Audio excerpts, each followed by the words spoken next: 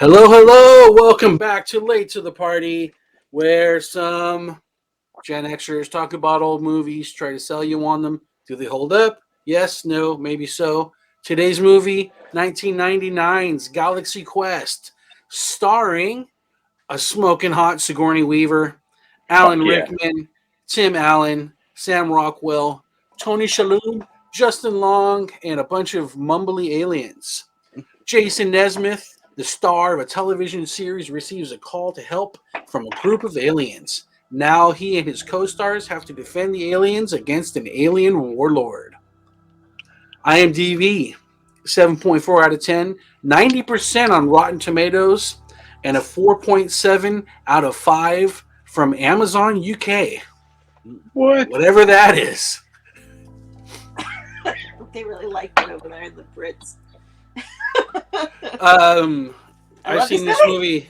I've seen this is another one of those movies where, as I'm flipping through the channels, if this one happens to be on, I stop and I watch it from wherever it is. Sam Rockwell in this movie as the comedy relief. Guy. His name is Guy. Yeah, exactly. The best.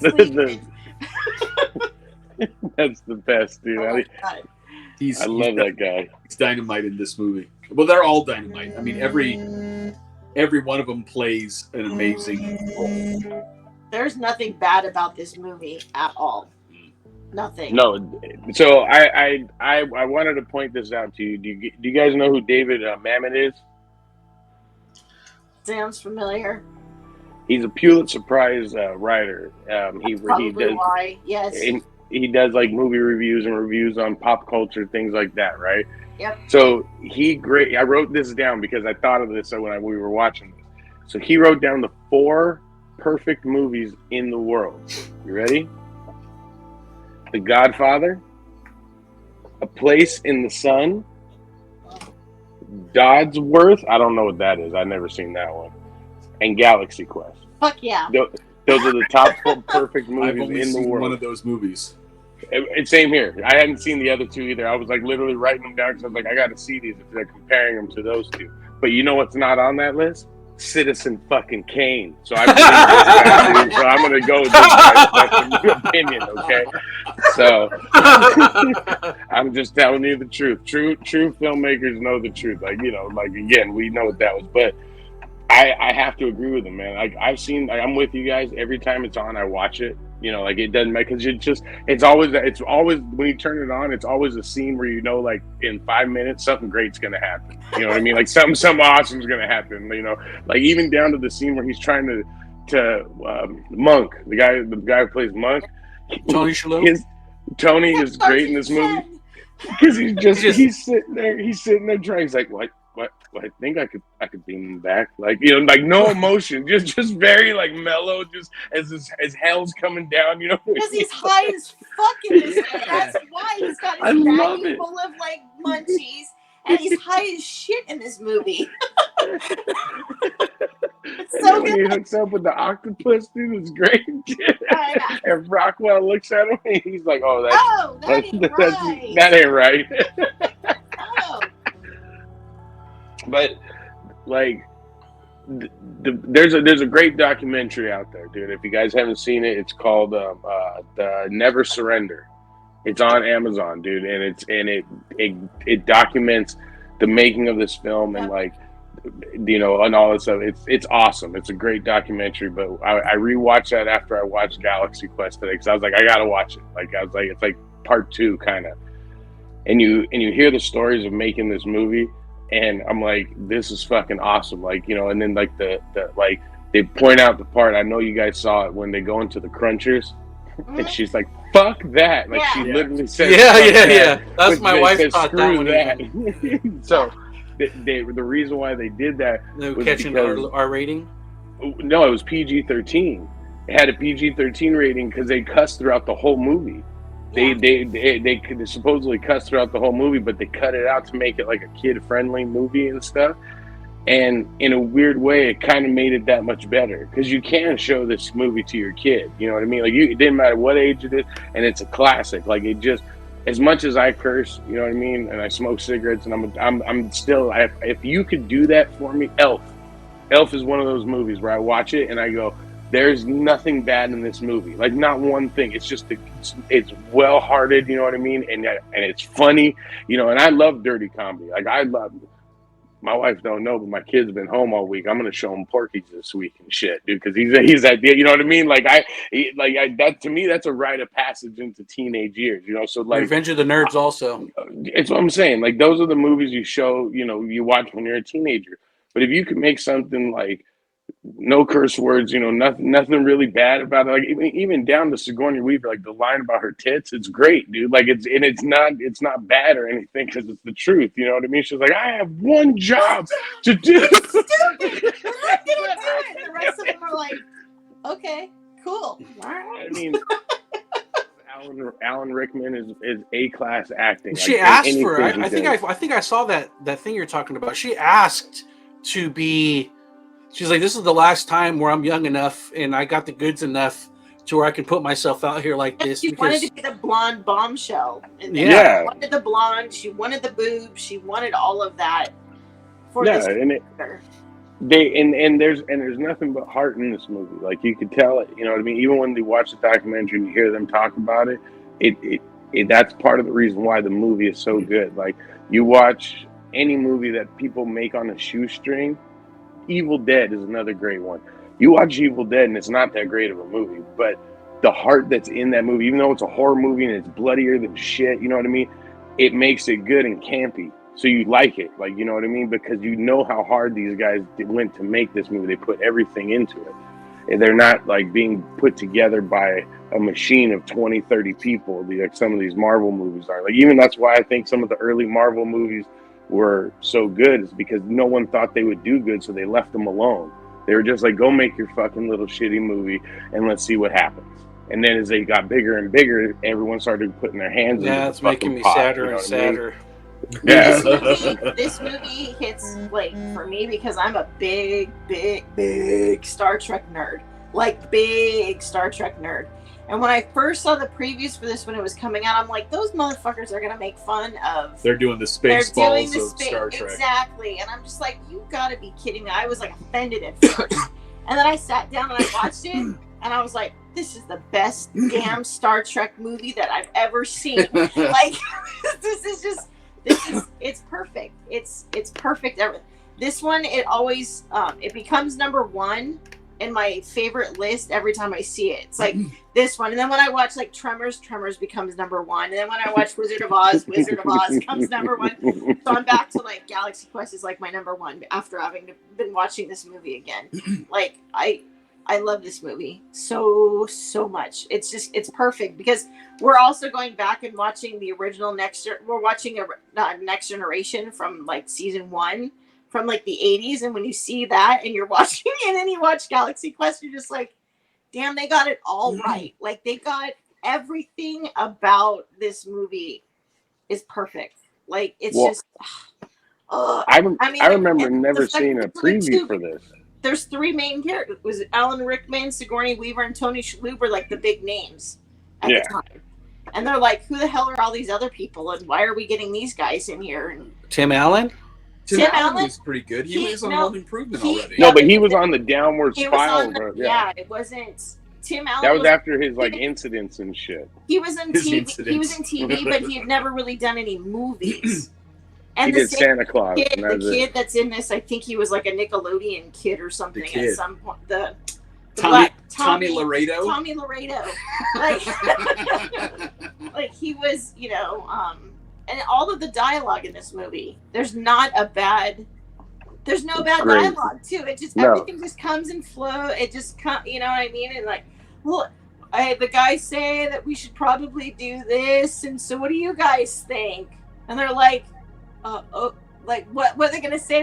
Yeah, let's do that. Like, or when he's pulling the ship out, when he sits him down to pull the ship out, and it's all like, all right, and then you hear. And everyone's just like, oh shit! And when they go to the planet, and they're like, "Could those be the miners?" And he's like, and Tony Shalhoub's like, yeah, man, they're like, what, like 4 years old or something? He's like, no, minors, not minors. I don't get it. Like, he's like, I don't get it. Looking at him, well, They had great chemistry too. They really worked. They all worked well off each other. You can obviously tell that they had a good time making this movie. Yeah. Well, I mean, like I remember me and my dad. Like, you know, it's just me and my dad my whole life. Most of it, you know, when I was a kid. And I remember when this came out, I wasn't living with him. I was living in El Monte. But every Christmas, I'd come over there and we would open gifts, and then we'd always pick a movie, right? And he goes, "We got to see this movie, Galaxy Quest." I had never heard of it, and this is coming from me, who I watched all previews and everything. I never saw a preview for it or anything, so I had no idea what I was getting into. Okay, and I go, all right, Dad, you want to go see it? Let's go see that. So we go see it, right?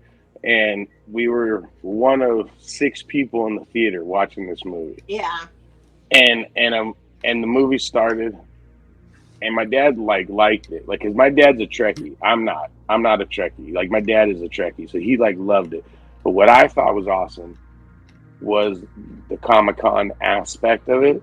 Uh-huh. Like, it was one of the first movies besides like Chasing Amy where I felt like they kind of depicted it correctly, because I'd done that before, you know what I mean? Like, where I was just like, oh yeah, I know that guy, I know that booth, you know what I mean? I've been to that booth before, you know, like, I'm buying into stuff. those creation conventions. That's all it was the Star Trek overload. Like, there's Comic-Con, and then there's like Star Trek conventions, and Star Trek conventions are like on a different level, and they got all that shit right too. Like, it was just. It was awesome. And even and the parts that they're eating each other out there. That's exactly what it was like. Well, I like the fact that too, that the annoying person in the beginning, the little kid, is the guy that saves the day in the end. Yeah. You know what I mean? And it's not an unbelievable way. You know what I mean? It's very believable because they would have the schematics to this thing. You know what I mean? Like, they would understand that. So it was, you know, it's all believable. Like, that movie is very believable, where you're going like, yeah, okay. Like, you know, like, this shit happened, dude. Like, you know, like, I love Sigourney, why would this be in the middle of the ship? Whoever wrote this episode should die. or the part 2 of Sam Rockwell, when he's standing there, I'm number 5, okay? I'm the red shirt guy. He's like, wait, what episode? It's like episode 83. Wait, what episode? Yeah, that's the one I die in. I don't have a name. You have a name, guy. Do I? Mommy. It's like, oh my god, what is happening here? I love it, dude. I love it. And, you know, the other thing that a lot of people overlook, and I'm sure you guys didn't, but the bad guy in this is also like terrifying. Rathar Saris is like no joke.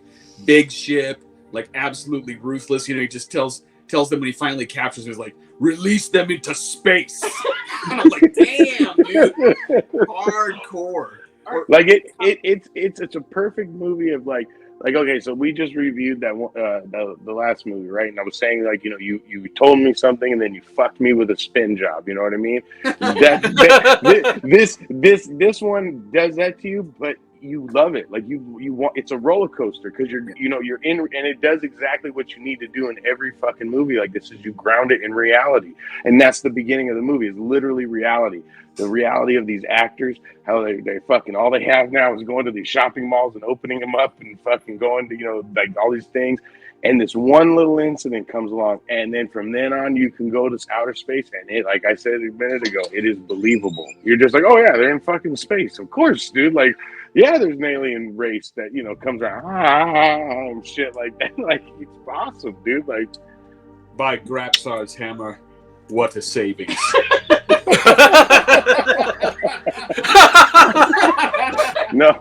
No, the part that kills he was Alan Rickman was so good. And stuff, and he won't say it, and then Sigourney Weaver's like, ugh. Alan Rickman has like some of the best like scenes in that movie. And you never see him without that headpiece on. Yeah. That entire movie until the end, when it's ripped and you see his hair coming through. I like that beginning when he's doing the makeup and he's looking in the mirror and he's like, I played King Arthur, like, or King Richard.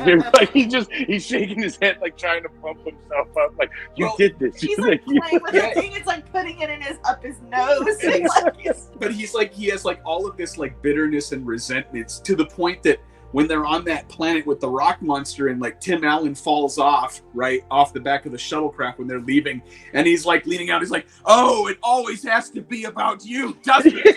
The guy's probably gonna die, and he's like, oh, you're stealing the scene. He's like, oh, what does he say? Well, you're just gonna have to find out its motivation. What does it want? It's a rock. See, Jason, you never took this stuff seriously. Oh, no, you never took the craft seriously. Yeah. Like, yeah. Oh my God, it's so good. Yeah. It's got, and again, like a lot of people always ask me, like, I love Beverly Hills Cop, right? And everyone's like, what's your favorite Beverly Hills Cop? I'm like, Beverly Hills Cop 2, because it in these scenes there's action happening, but in the action there's comedy. Like, it's all it is. It's like it's everyone's reaction to it, and like, like, what do we do, kind of thing.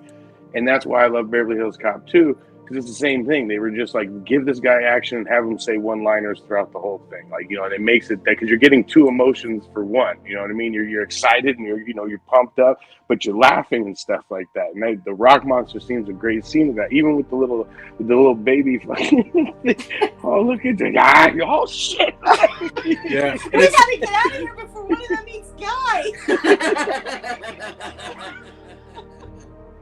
Exactly, oh my dude. God, it's so good. I love that movie. It is. It's like right now it's my number one favorite movie. Like it's always like tied for number one with those three movies. It's Tremors, Galaxy Quest, and Wizard of Oz. It's just they're right there, like all the time. It's one of my top 20. It's one of my top 20. I mean, it's because it's like a blanket. It's like a blank child. Like when you're a kid, that blanket. Like it comes on. It doesn't matter what mood you're in. It'll make you smile. You at the end of it, you can feel like you can do anything, because anything's possible. Like, I love that movie. I watch that movie. I get all cuddled up with my cats and with my chicken noodle soup. It is. It's just, I love this movie. I love it so much. It's so good. Buckets. 10. That's all there is to it. And the rest of you guys, if you don't say 10, get the hell off this show. Just talking to you, buddy. Serious about the break, though. It's a 10. I'm giving it a 12 because because Sigourney Weaver.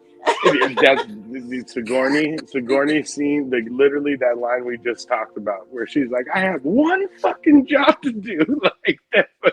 Like one that. job on this ship. It's stupid, but I'm gonna do it.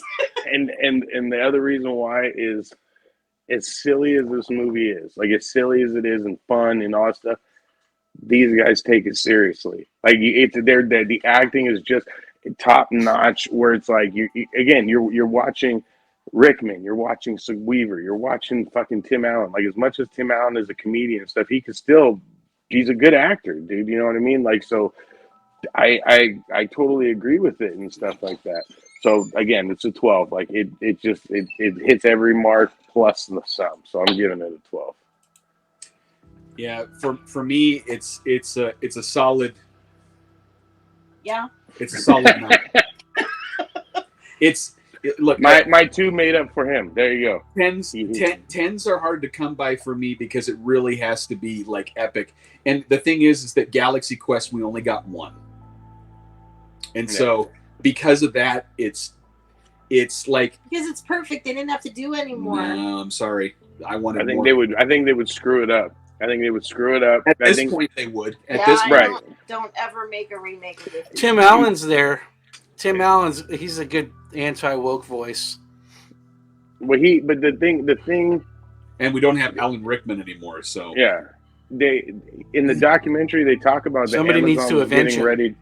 Amazon was going to make a series out of it, a Galaxy Quest series, yeah. But then Rickman died, and then they canceled it. They were like, we're not going to do it without Rickman. And I'm like, again, it's like all the things about them talking about trying to make like another Goonies, right? Like they want to make another Goonies because they can get all the actors together as grown-ups, especially now that, you know, What's His Nuts just won this Academy Award and shit like that. So they're like, oh, we could do it. But I'm like, you guys, you're not realizing what it was. It was lightning in a bottle. Like it just happened to work in that fucking moment. Like there's certain things where you can't do it again. Yeah. And I'm not saying they're bad actors or anything. I'm just saying that it was just that time. It was just that moment. You know what I mean? Same thing with Galaxy Quest. You know, it was. And what a moment it was for me. There you go. I guess the 10. One for every one of What's His Face's tentacles. All right. We'll have another one next week. We're going to fight about it in our live stream. Take us out, Fuzz. I'll give you guys some love, some peace, and that Popeyes grease, ladies and gentlemen. We out. All right.